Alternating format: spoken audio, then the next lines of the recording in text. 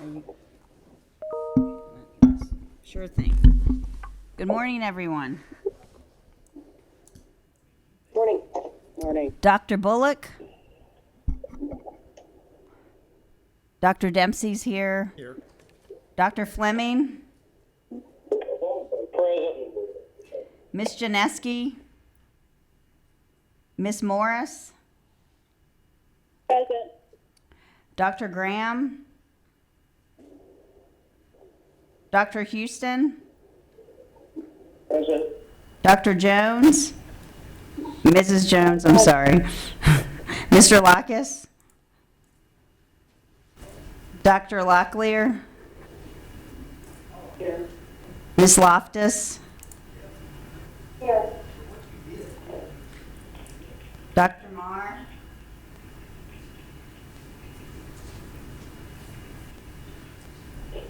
Dr. Marr?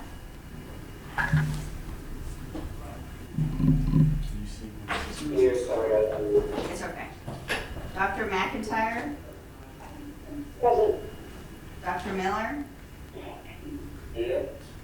Dr. Weddington? Here. Dr. Wood?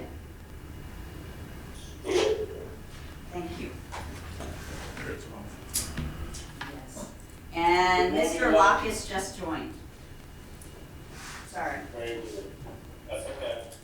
Good morning, ladies and gentlemen, and welcome commission members, advisors, staff, on-site visitors, and online listeners to the September 3rd, 2019 conference call meeting of the North Carolina Professional Educator Preparation and Standards Commission.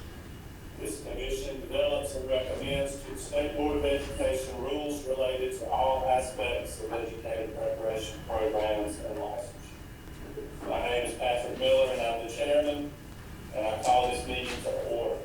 Our agenda and materials are available online through the DPI website, www.ncpublicschools.org, on the SDE meetings link. The meeting is also audio streamed through a link located at the bottom of the e-board agenda. I will now read the ethics statement that is required of us. Commission members are reminded that it is our duty to avoid conflicts of interest and the appearance of conflicts of interest as we handle the work of this commission. Does any member of the commission know of any conflict of interest or any appearance of conflict with respect to any matters coming before us at this meeting? If so, please state them for the record. If during the course of the meeting you become aware of an actual or apparent conflict of interest, please bring the matter to the attention of the chair. It will then be your duty to abstain from participating in discussion on the matter and from voting on the matter. Commission members, you have had an opportunity to review the proposed agenda for today's meeting. Do I have a motion to approve the agenda for the September 3rd, 2019 meeting? So moved. We have a motion. Do we have a second? Second. We have a motion and a second to approve the agenda for today's meeting. Is there any further discussion? Hearing none, all in favor of approval, please say aye. Aye. All right, and the agenda has been approved. Thank you. Now Dr. Evans will present additional revisions to State Board of Education Policy TCED-016, beginning teacher support program for discussion and action. Dr. Evans. Good morning, everyone. This morning, I'm going to give you a few more revisions for TCED 016 after it was approved by Pepsi in the last week or so.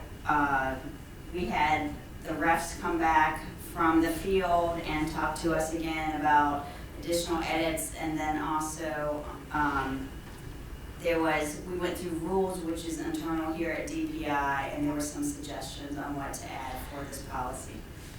And to go over, just to summarize, the first additional change was to replace LEA/charter within the policy, or LEA, with the term public school unit, and make this consistent throughout the entire policy. In addition to that, the definitions of public school unit and non-public school unit would also be added at the top of the policy. And just for everyone's reference, public school unit would include any LEA, charter school, laboratory school, or innovative school which is supported by state funds, and non-public school unit, any school which is not supported by state funds.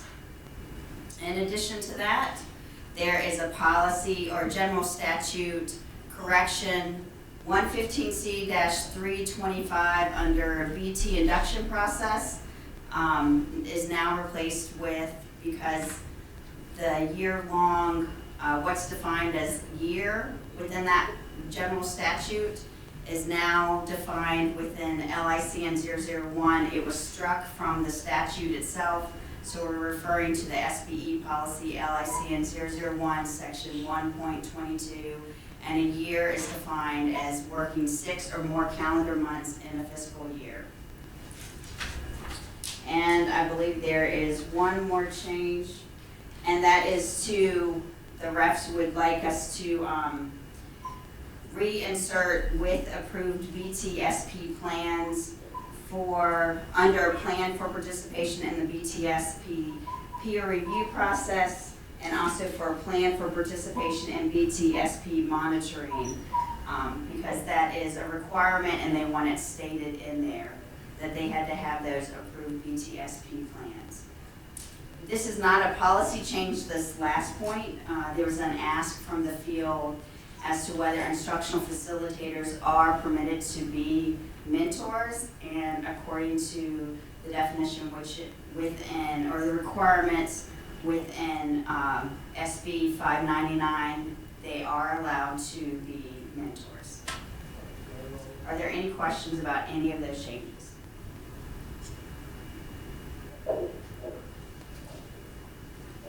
Any questions? If not, I would entertain a motion to approve the additional policy changes to TCED-016, State Board of Education tomorrow. Mrs. Blandis, so moved. Second, Wesley Wood. Thank you, Glenda and Wesley. We have a motion and a second to approve these additional changes to TCED-016. Is there any further discussion? Hearing none, all in favor of approval, please say aye. Aye. Any opposed?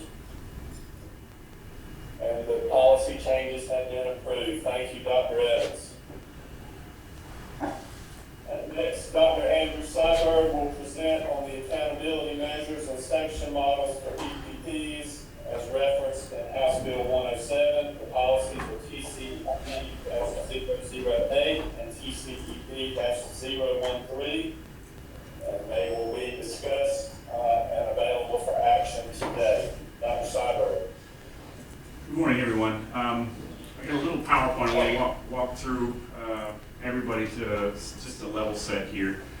So the work that we've been doing, it's been a flurry of activity for the past couple of weeks.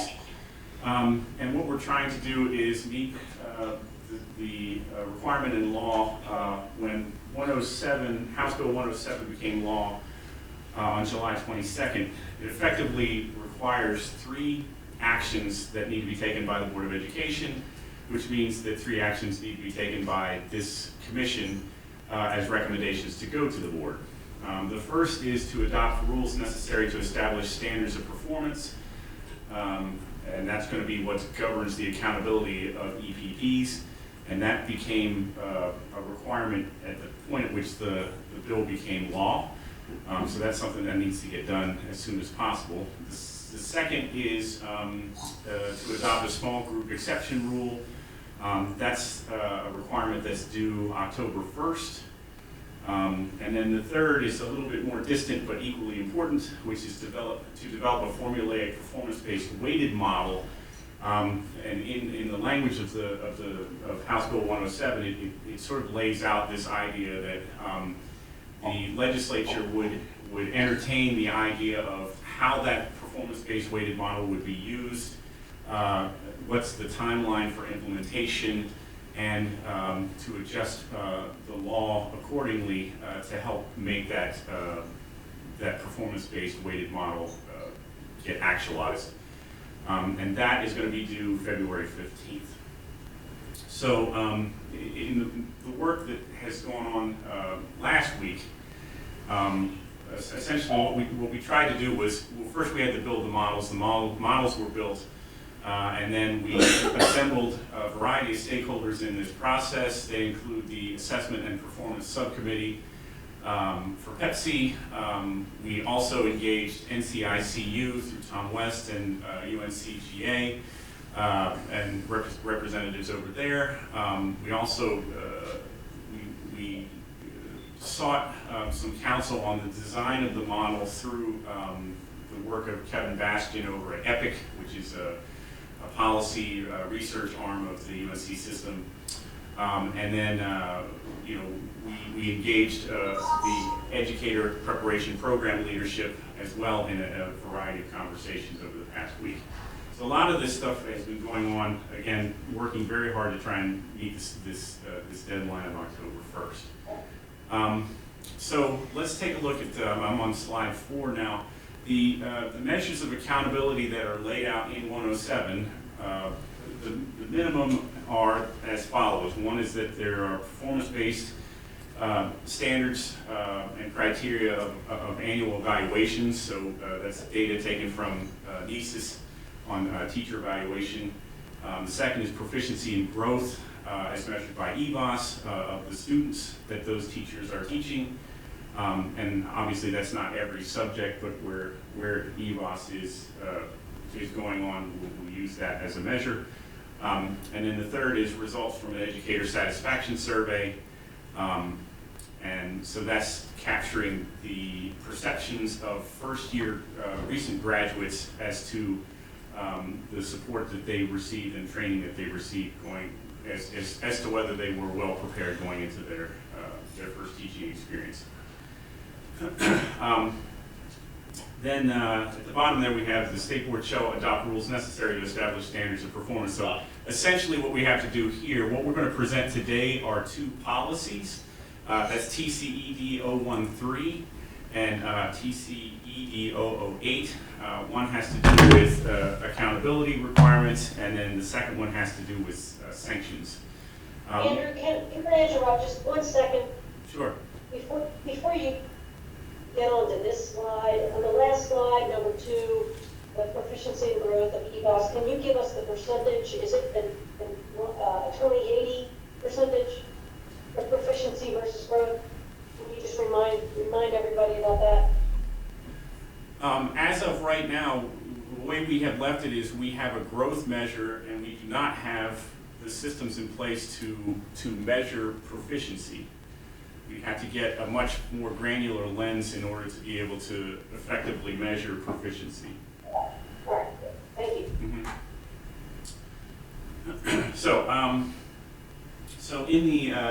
we're going to present you 2 policies, and the way this is going to play out is we have not built we've drafted rules, but we're not presenting the rules today. And the reason for that is because they are somewhat contingent on whether the policies are approved. And so our thought here is that we'll present the 2 policies for you today and get recommendations to go to the board for ultimate passing of those 2 policies. And then we will work behind the scenes to tighten up the rules and get them to you to your regularly scheduled meeting, which is next Thursday. That's the 12th. So, and then once we have that, we'll essentially what everybody on the call needs to know is that essentially rules are going to mirror what's happening in policy. They're worded a specific way, and they're a requirement of the legislature now of Board of Education activity, and so you're not going to see any surprises associated with what's going on in rules. So, so the thought here, again, just for point of clarity, we're going to look at the policies today, and then we'll, based on that, we'll work to get the rules in front of you in a couple of days. So again, bless you. So TCED 013 has to do with setting the standards And there was a bunch of modeling that went on in that. I wonder, for ease of use, if we should actually pull up the TCED 013 right now and take a look at that. So I'm going to move now specifically to the policy, and that's should be TCED 013 version 6, I think it is. Yep. And so what you're seeing here, again, stuff that's in black is stuff that is existing from the prior policy. And then what you see in red that doesn't have lines through it is new language, and stuff that it has lines through it is stuff that is being pulled out of the existing policy, just for point of clarity. So here we see the policy states that the three, again, this is taking the three measures that are under consideration here are annual teacher evaluation, and that is essentially those folks that receive proficient, accomplished, or distinguished on each of the 5 standards that are measured in NESIS. Student growth is the percent of graduates from the first 3 years of teaching who achieve a growth rating of at least meets expected growth or exceeds expected growth. And again, those folks that do not have EBOS data are excluded from that calculation. And then the third being the recent graduate survey. That's a series of 24 questions that folks are indicating that they were either well or very well prepared to carry out specific key tasks. And then there's a couple bullets here I want to walk through. Essentially what's happening here is the North Carolina Board of Education is ultimately going to have the authority to determine the pass rates on each of those measures. And in this process, we're only going to look at North Carolina approved educator preparation program completers that are also employed in a North Carolina public or charter school. So we're sort of setting the standard there. And then these measures are going to be converted essentially into a 4-point level system. There was strong feedback on the 4-point level system to include essentially very similar to what we have in other measures for teachers, principals, and superintendents, the idea of a level 4 being the very highest and strongest feedback on the various measures that are being assessed, and we're defining that as an EPP that the data that is reflective of their program is more than 1 standard deviation above the mean. Level 3 would be those that fall between 0 and 1 standard deviation above the mean. Level 2 would be those EPPs that perform between a -1 and 0 standard deviations below the mean. And a level 1 then would be for those EPPs that perform more than 1 standard deviation below the mean. And it's only at the level 1 that there would be consideration for sanctions. So if an EPP falls on the level 2, 3, or 4, no sanctions would occur at that time. Andy, can I ask a question? Sure. Yeah. Okay, so to determine who the overall winner is for the forward one, did you say that that's only EPP graduates, or is it every incoming teacher in North Carolina? So it's the denominator is every educator in North Carolina, and then the numerator would be the EPPs associated with that within that. I think I'm saying that correctly. I'm looking at Tom. So the individual EPP would be the numerator, and then the denominator is every first and second, or first, second, and third teacher, whatever that group that we're using. So the denominator would be beginning teachers employed in North Carolina public schools who have graduated from a North Carolina EPP. Beginning teachers employed in North Carolina public schools. Okay. So this, I do have a comment about this with charter schools. So charter schools are not required to use our evaluation instrument. So we will have to have charter schools identify, according to whatever instrument they're using, would they rate the teacher as proficient, accomplished, or distinguished, according to whatever rubric they use. Okay, yeah, I just wanted to make sure that the sample that we were measuring against included out-of-state teachers and elementary teachers, and essentially everybody who's a first-year teacher. Otherwise, our sample becomes it overrepresented, because, you know, we like to be system schools because we feel like they're our largest provider, right? Does that make sense? It does make sense, but it's different than that. It creates a different measurement issue than what we're currently talking about. We're talking about measuring the performance of North Carolina Ed Prep programs relative to the performance of other Ed Prep programs. What you're suggesting is that we measure North Carolina Ed Prep programs relative to the preparation of. I'm losing half of. I'm sorry. So I think you're raising a question of what's the comparison group. Are we comparing North Carolina EPPs to the performance of other North Carolina EPPs, or are we measuring their performance relative to anybody who prepared a North Carolina teacher, regardless of whether they were internal or external to North Carolina?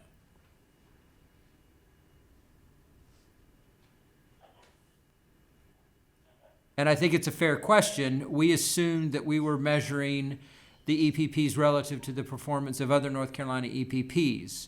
But if it's the recommendation of Pep-C that we measure against all beginning teachers who enter the state, we could certainly do that as well.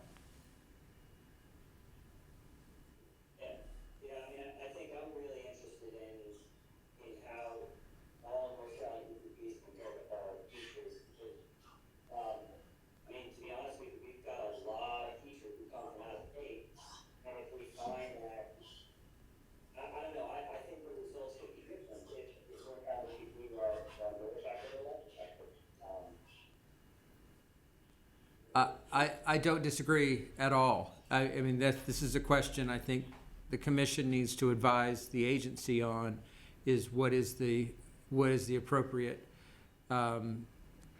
comparison group.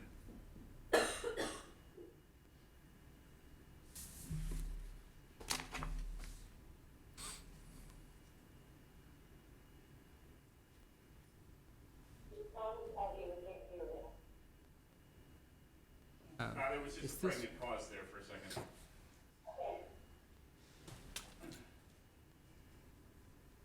Andrew, you are very clear, but I'm with Dr. Meyer there. I cannot hear Tom Cumberland very well at all. He's cutting in and out. All right, I'm switching microphones. Is that better? Yeah. Okay. I'm essentially eating the mic at this point, but I can.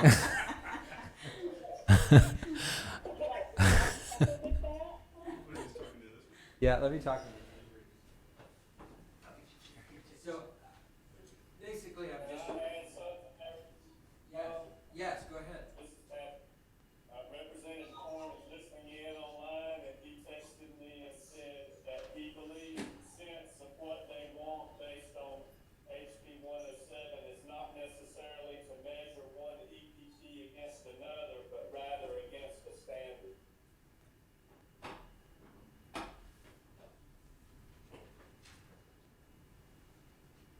Well, I think, so, right, we are measuring, I see what you're saying, but in the development of that standard, we are looking at the data from across the state.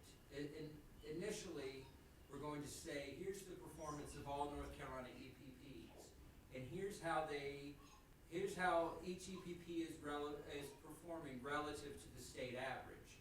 Are you one standard deviation below or above? And then so that becomes the standard of expectation for the state. Now, we hold that standard we empirically derive that standard from all North Carolina data. And we will hold that standard in place. What we're proposing is we hold that standard in place for 5 years. So all EPPs can work towards gaining level 2 or higher.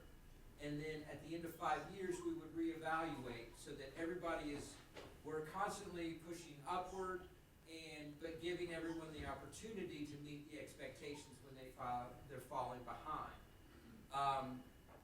So that's how we're proposing to set the standards of performance. That's why we've expressed this in standard deviations. When we do the calculations, we'll know that means X number percentage of your students are meeting or exceeding expected growth, X percentage of your students are being rated at proficient or better.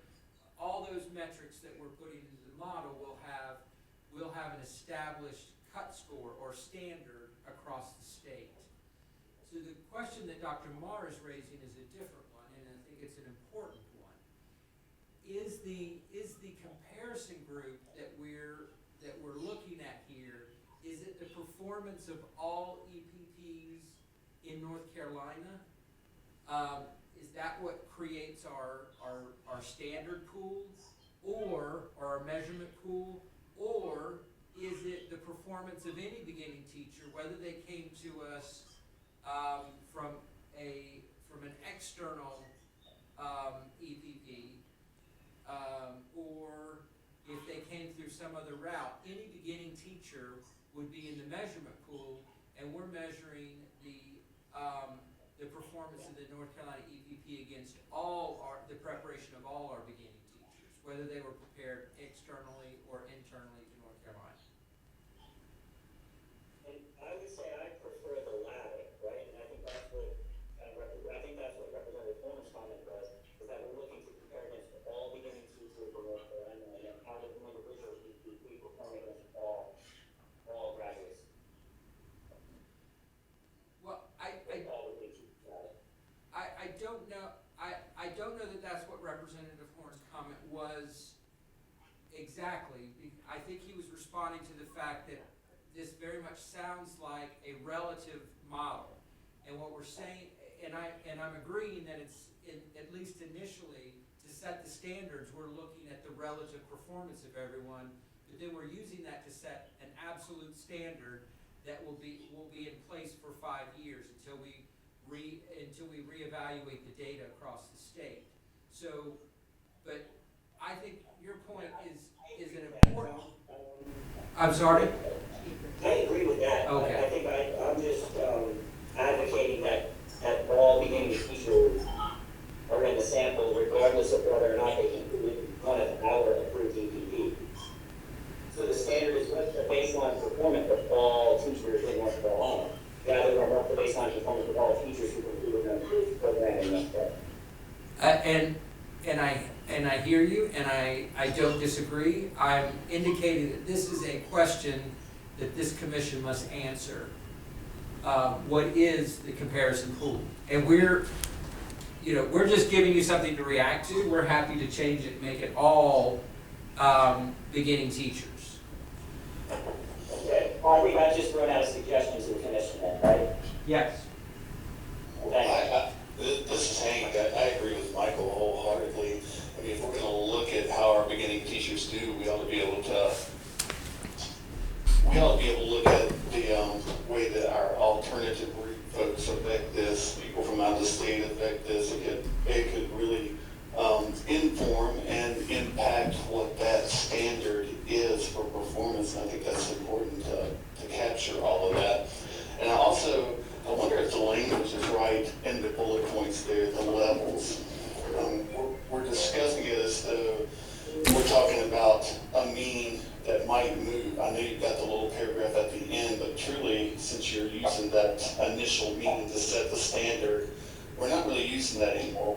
We have a standard in place, and if you score between these two numbers, you're going to be at this level, and on down the line. I wonder if it might be more kind or effective with the worries that have been put out there about using a standard deviation model to make it sound more like a set of standards with specific scores that have to be attached to that standard to make the minimum to reach that level. But, yes, Dr. Weddington, I hear what you're saying, but based on what would you set that percentage? So all we're suggesting is that we use those standard deviations as a way to empirically derive what those cut scores would be. Now, I want to be clear that those would not, if we did that every year, then many EPPs, the lower performing EPPs would essentially always be stuck on the bottom. And so what Yeah, we're correct, yeah. right. So what we're saying is we're going to set this with the 17-18 data, and that will be the standard for 5 years. Right, and I totally, thank you for that, and I think that's the way we ought to do it. I'm just saying that when I look at that sanction model 3 that we were all kind of agreeing about, it says pretty clear that if I'm in the first standard deviation below the mean, that these are the scores, or these are the percentages that it seems to me confusing if we're using standard deviation and mean in policy. If I'm reading this, it might look as though that mean can be adjusted each year. And it's really not a mean, it's a starting place. We used an actual statistical procedure to find what that standard was, and that was finding the mean and using the standard deviations. But I wonder if the language shouldn't reflect that we have a standard now, here is the standard, and here's what it looks like at each level in terms of what those percentages are that are laid out in that sanction model.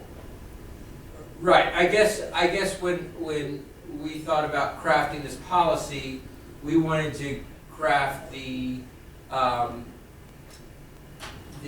analytic approach to this, and so we wouldn't have to update the policy. We would just communicate those cut levels, what those deviations convert to as far as percentages for each of the measures. But we wouldn't do that in policy, so we wouldn't have to change the policy. We could simply recalculate, republish those numbers every 5 years. But I see what you're saying. I mean, if it's the preference of Pepsi that we have the actual percentages based on each of the measures, we can certainly put that in there and update it every time, every 5 years when it's required. Well, I'm happy with the policy. I guess I'm more concerned that the people really are highlighted to that little paragraph that's underneath those bullet points. I just know there was a lot of fear about using a mean and a standard deviation that might adjust annually as opposed to a 5-year basis.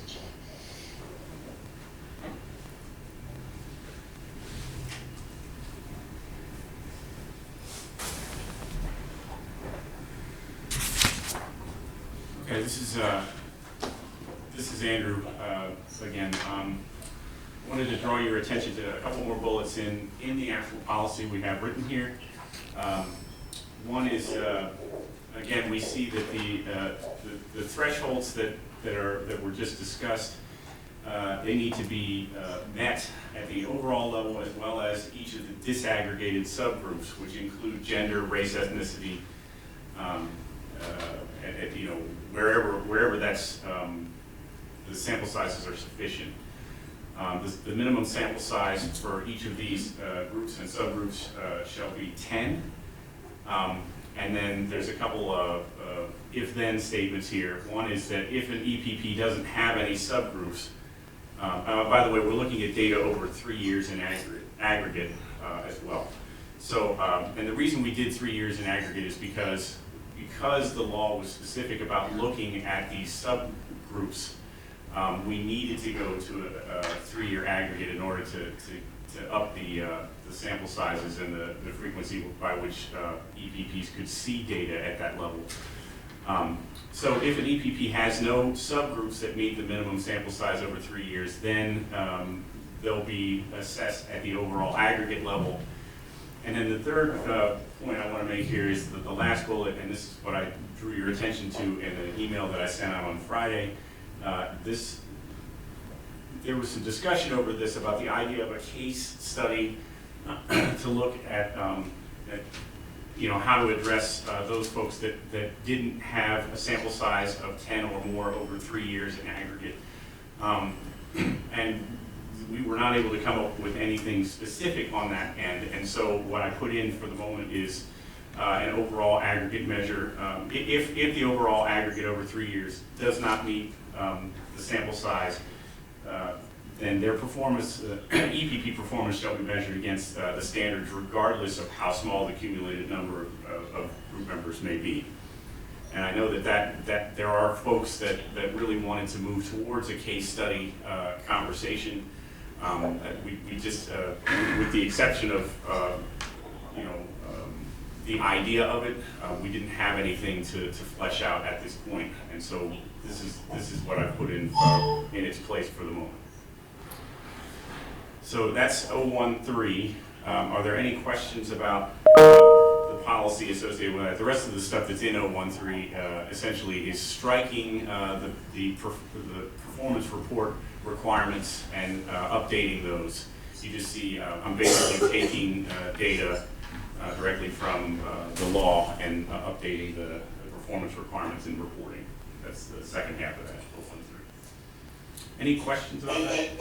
Yeah, Andrew, it's Hank again. Yes. Just one thing on the small group exceptions, and I understand that we're on a timeline that Sure. is not fair for trying to do this work effectively.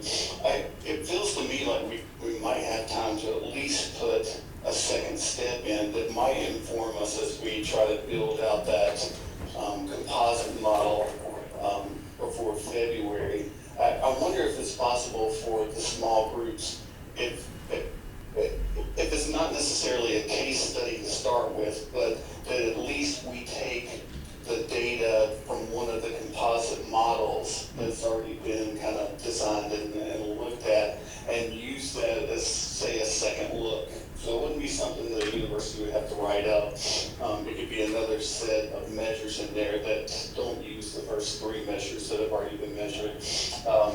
Just a second look that the commission or whoever is making the decision about these sanctions could say, let's at least look at this, since we know we don't have enough people in this particular sample size to maybe give us a valid measure. Maybe this information could help us as well. So let me say back to you what I think I heard you say, just for point of clarity. So you're advocating that instead of a specific case study, deep dive kind of thing, that we would take one of the weighted performance models suggestions that was discussed last week in its infancy stages, which also looks at a lot more measures that are coming into the department, including like EdTPA, PPAT test scores. I think there's 7 or 8 measures in there, and to basically say if you fall underneath the sample size of an N of 10 over 3 years, then let's take a look at the other measures that we're collecting using the weighted model, one of the weighted models that has been discussed. Is that what you're saying? Right, or a weighted model. It doesn't necessarily have to be one of those. And I would say if you're at the under 10 level and you meet that small group exception and you do make it, you're not in level 1, then don't worry about taking that second look. But the second look, it feels like to me, TPA and PPAT, I think, is widely accepted by most of our colleagues as being really telling of what we do in our programs.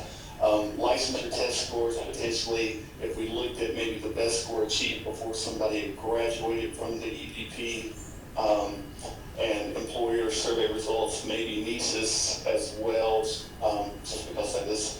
It seems like we could set something up to at least look at that data, and that might inform what we do on the way to February to see how useful that information is.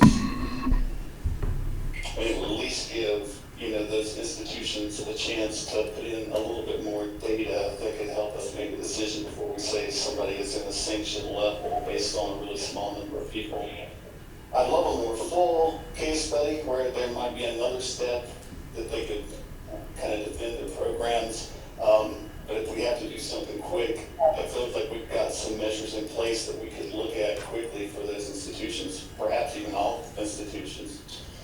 But I know in policy, it says we've got the opportunity right now to do something in an alternative way for these programs, and I'd hate to let that pass. This is Ann. I would agree with Nick, because I feel like that we need to listen to I'm sorry, Ann, this is Andrew. Can you get a little close? You're very, hard to understand, yeah, muffled. Can you hear me? Yes. Yes. Yes. Great. I don't think it's I'm good. Okay, great. So this is Ann. I think I agree on this, and the measures that you mentioned would be, in some type of case studies, measures you would use, such as Macy's, NCTA, things like that. We could also even do, some internal school data assessment if we wanted to, and that wouldn't be that hard to, for EPPs to put together. But we do have an opportunity here to set, so that comes to go, some other action to show, to show proficiency.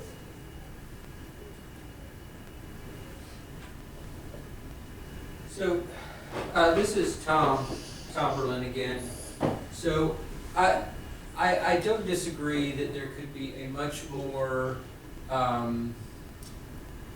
elegant solution to the small sample size problem.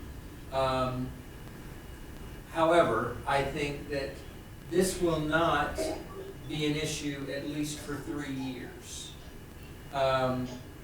Would it be agreeable to the commission to go ahead and make this recommendation as it is, and then with the recognition that creating a better, more nuanced small cell evaluation exception would be the work of the commission over the next few months, year? I don't want to put this off till year 3. I want people to know what they're in for, but certainly we could work on a better approach to this over the coming months. That sounds good to me. My only question is, do we have time?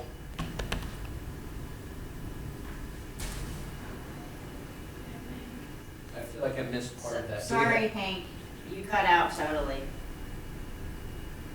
Together, or October the 1st, should the state board agree with the small group exception, and what we're going to do for them would go into policy at that point, right? But what happens from there on out, up to the legislature to decide if they're going to accept. Am I right on that? Sorry, Hank, could you repeat what So you we may never said? get anything else. I guess I'm trying to figure out, by October 1st, HB 107 says we have to have this small group exception in place, what we're going to do with those groups. And that would be in policy at that point. What we can do from then on, if I'm reading it correctly, is by February, put out a weighted composite kind of model that we could use going forward. But it would be up to the legislature at that point to accept or reject our proposal. We could stick with what we have and what's voted on at the next school board meeting for the foreseeable future.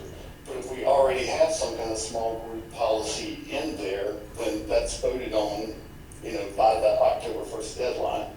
I guess I'm trying to make sure we don't lose the window for actually doing this at some point.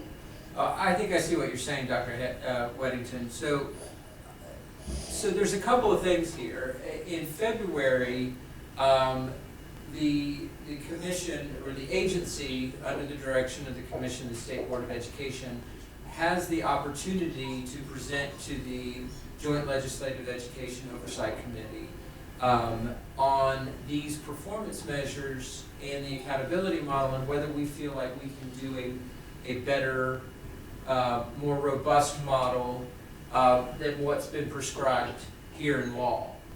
And I think I think it is a sincere expectation on the part of the legislature that we come back with some model that's much more nuanced and much more robust than what's been presented in statute.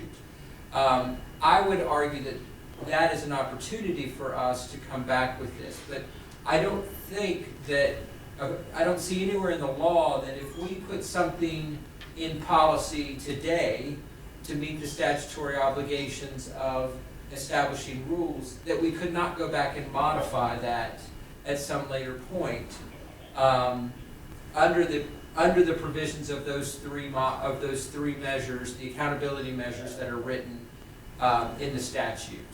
So there are two, I mean, I see what you're saying. There are two separate things going on here, though. We're going to operate under that accountability model with those three large measures. But whether we can adjust that through Pepsi and the board policy, I think is open to us. And then there's the opportunity for us as the agency to come back and present another model or perhaps a better way of doing things to the JLEOC. And I think Eric Snyder wants to weigh in on this. Good morning, Commission members. This is Eric Snyder. I'm General Counsel to the State Board of Education. And I understand the question principally to be, in this short time frame, what can we get done and what can we revisit later?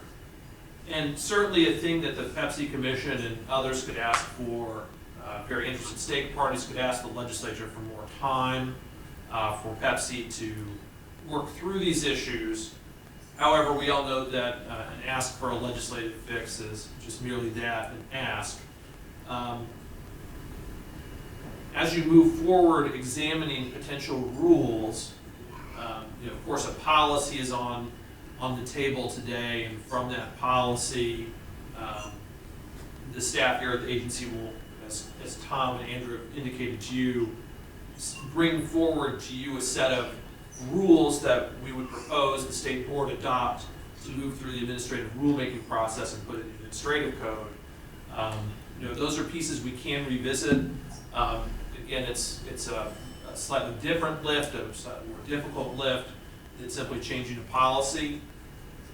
But one could take steps, over the coming weeks to meet the legislative deadline that's in place from House Bill 107, and then pivot as needed as the stakeholders provide additional feedback as you all work through these challenging issues.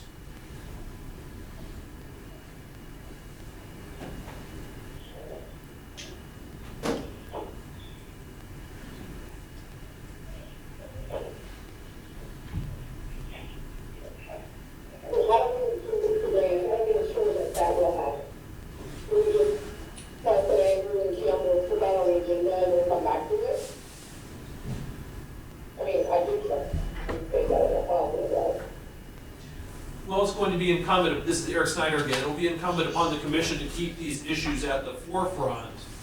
And as we deal with rulemaking here, as this Pepsi Commission really wades into that foray in that process, I think your feedback as a group of experts in this particular area, I think will be useful for the General Assembly to see.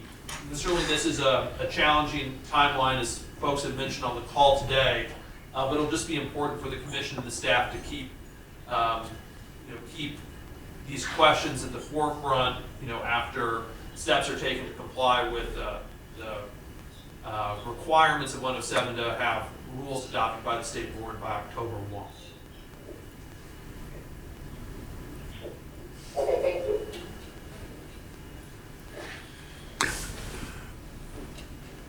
Hey, this is, go ahead. Just to let everyone know, we have 11 minutes. What are our next steps then based on this conversation as a commission? Are we being asked to approve these two policies as presented and then come back and tinker with them as we move forward? In the interest of time, we need to make a decision here as to what our plan moving forward is going to be. Well, this is Andrew. The thing I heard so far was the idea of the existing policy with two changes. One is to look at data across, there was a suggestion about looking at all beginning teacher as part of the calculation. And the second thing was, and I think Dr. Marr brought that up, and then Dr. Weddington was suggesting that that we actually have the thresholds as a percentage of at which you would get a sanction in here as well. So we can certainly adjust the policy to accommodate those two suggestions. But it sounds to me like it's, we have to get to a point where the commission feels comfortable with passing this particular policy.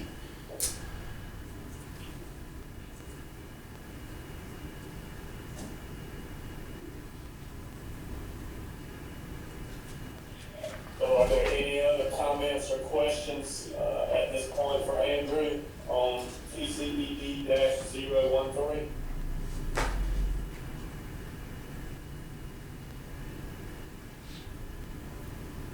Dr. Whittington, were your questions answered adequately?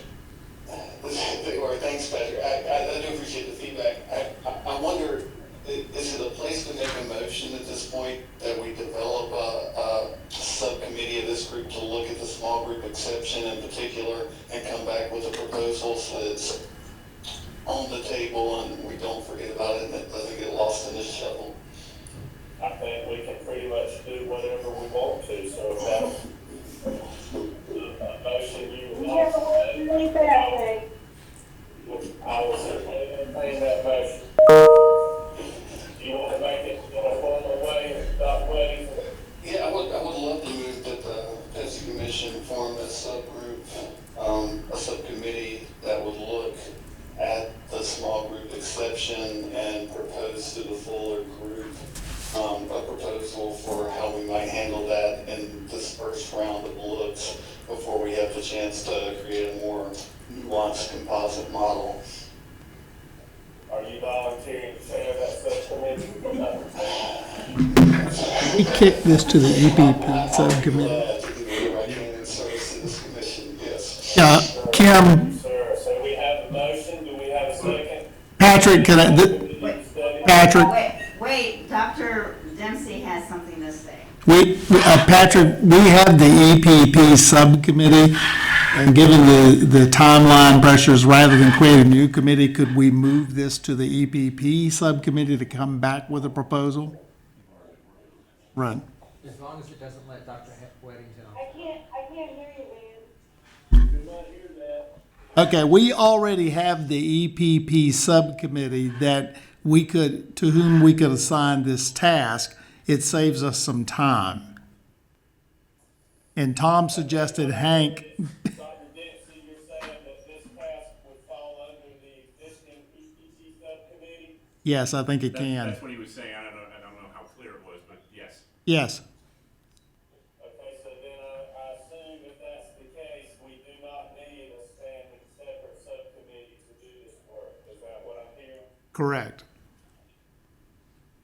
Okay. And I would also think it wise of that subcommittee to make sure that you stay in contact with Representative Horn, who is listening in, so that he can provide some input to the work as well. The chair of the subcommittee agrees with that suggestion.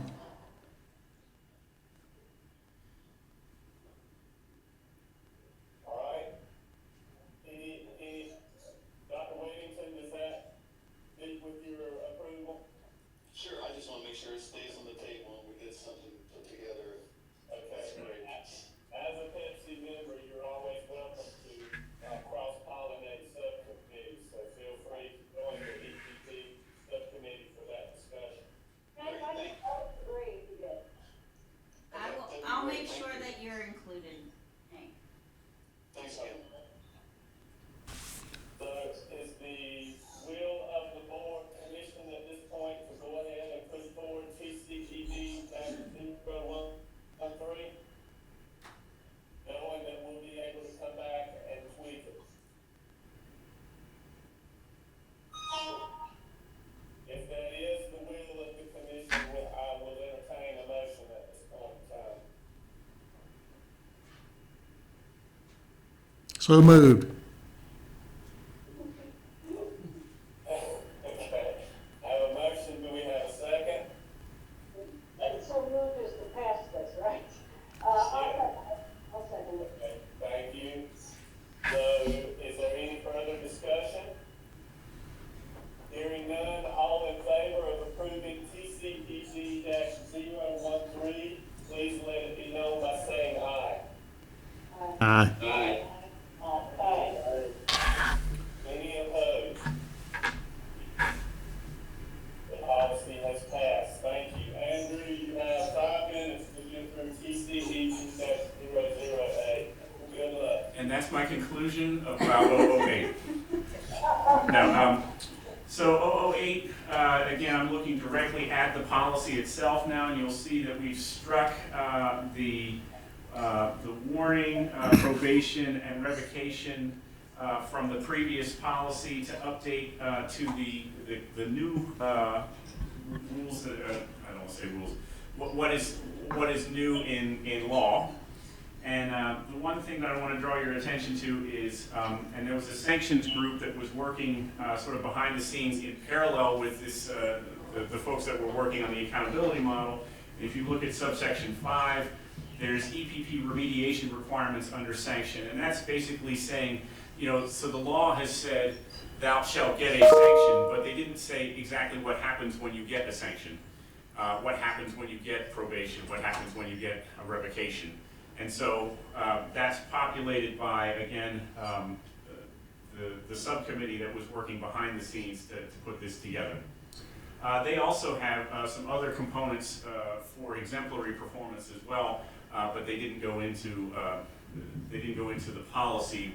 We left the items specifically for sanctions for the purposes of the policy. But outside of that, the rest of the language is essentially taken directly from the law. Are there any questions associated with that?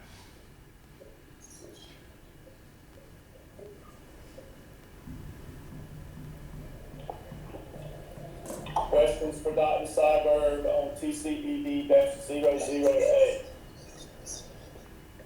Well played, Dr. Cyberg. Thank you. So do we have a motion to approve the changes, the policy changes to TCED-008 and move them forward to the state board tomorrow? So moved. We have a motion, and we have a second? Second. Have a motion and a second to approve TCED-008. Any further discussion? Hearing none, all in favor, please say aye.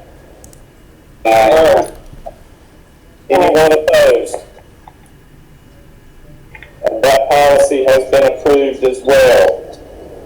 So thank you, commission members, advisors, and staff for your preparation for today's discussions. I would remind the commission members that our next meeting will be held in this room on Thursday, September 12th from 9 to 12. I'm sure these two items will be discussed again. We have now completed our meeting, and unless there's additional business, I would ask for a motion to adjourn. I have a motion. Do we have a second? Second. A motion and a second. All in favor of adjournment, please say aye. Aye.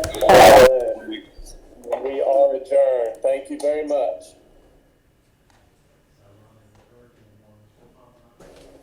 They're starting to issue them? It's part of the bill, but if the